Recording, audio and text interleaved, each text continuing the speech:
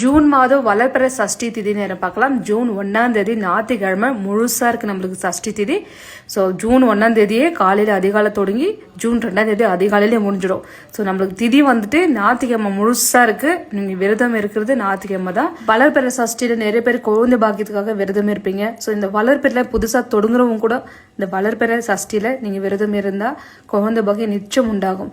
சில பேருக்கு உடனே 2-3 மாசத்துலேயே உண்டாகும், சில பேருக்கு கொஞ்சம் தாமதம் ஆகும்.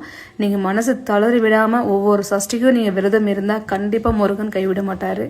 முருகன் சோதிப்பாரு, ஆனா நிச்சயமா ஒரு நாள் நீங்க கேட்கறது கண்டிப்பா கொடுப்பாரு, கைவிட மாட்டாரு. நம்மளுக்கு வேணுமா இருக்குது நம்பிக்கை. பண்ணுவாரா பண்ண மாட்டாரா, கொடுக்குவாரா கொடுக்க மாட்டாரான்னு ஒரு எண்ணமே நம்மளுக்கு வரக்கூடாது.